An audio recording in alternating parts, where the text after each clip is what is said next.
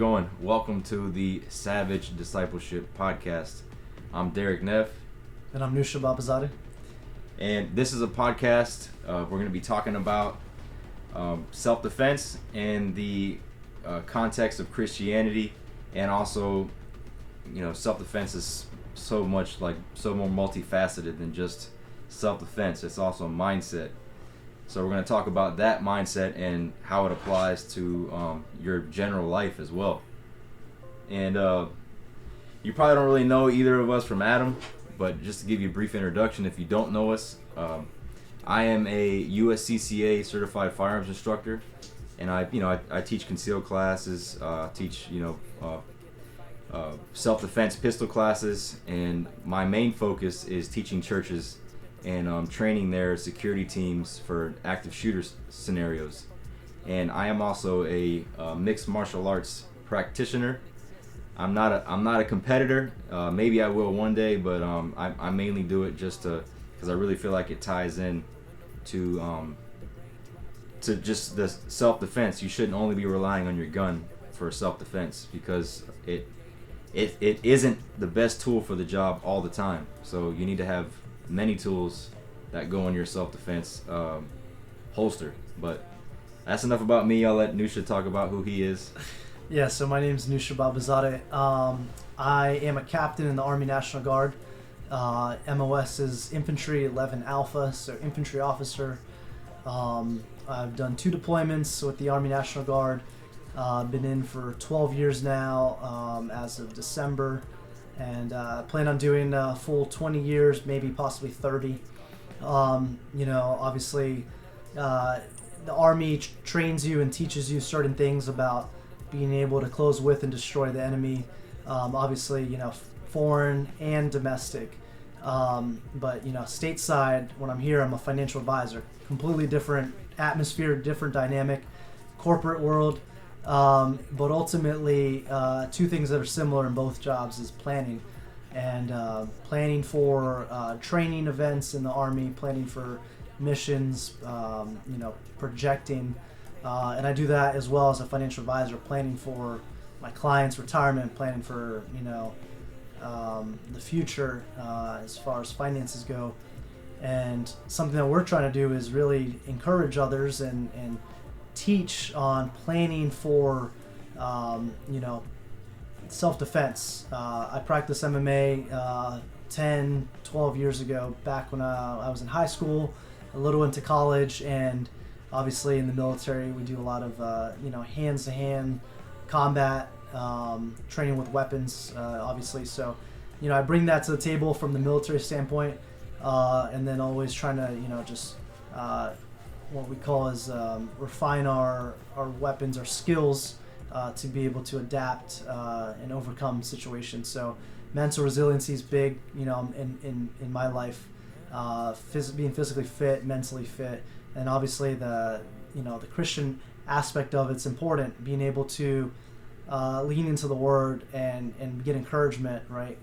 Not standing on our own feet, and obviously fellowship. So I think we're just trying to share this with other young men and females, ladies that really are seeking, some advice, and maybe, just want to listen in on 2 guys just, talk about firearms, self-defense, and being mentally and physically resilient. So. Yeah, talking about guns is always fun. Yeah. But, for example, like the Christian aspect, because I've been a Christian for about 14 years. And when I read the Bible, it's kind of funny. The more you get into self-defense and the more you read the Word, it's like it all kind of is like intertwined. I heard this pastor say one time, he says, because when you read the Bible, it's like full of combat language. And he says this pastor said, if you don't like combat language, then you've got a problem with God. I thought that was pretty good. Which is true. Like, there's a verse in 1 Peter, I think it's in Peter somewhere, but it says to ready your minds for action. So that means to always, because for example, whether like self-defense, you might not ever get into a physical altercation with somebody else, but it is just because of the way our world is, and we live in a fallen world. You will get into some kind of conflict with your faith, every single day, whether that's fighting off temptation, whether that's, like trying to control your emotions.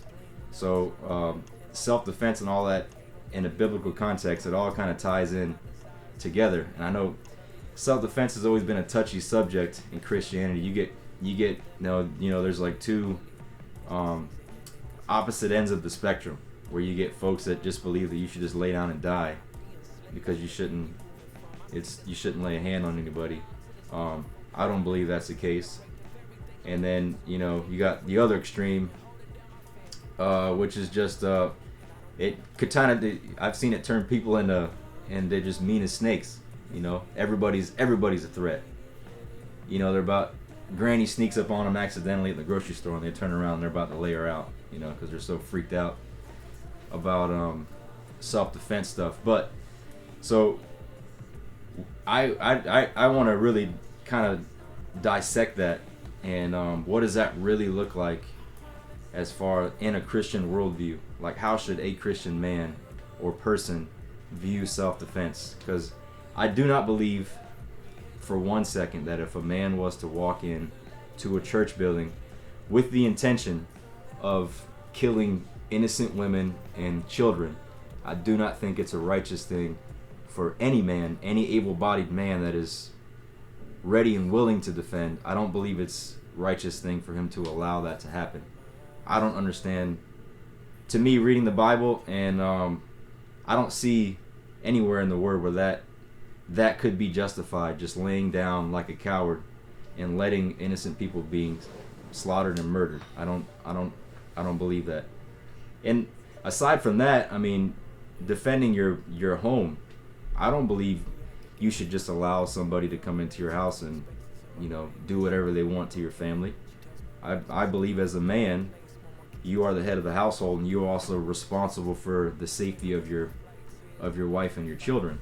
So I 100% believe that it's a part of your duty as being a good husband and father is being a good protector.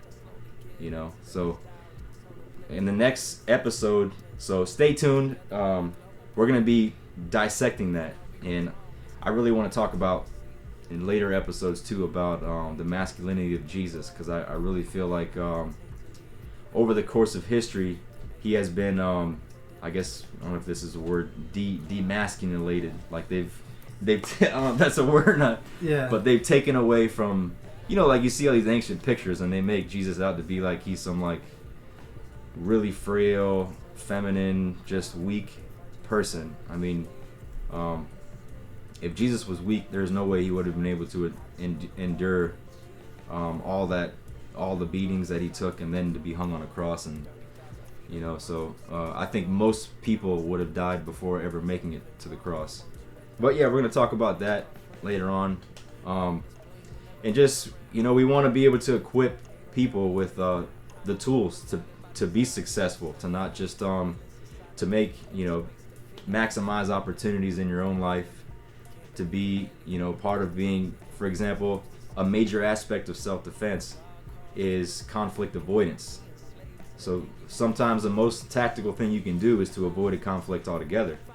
But that could go over in a million different ways. I mean, you could tactical situational avoidance in your job, or somebody's getting slick with you at the mouth.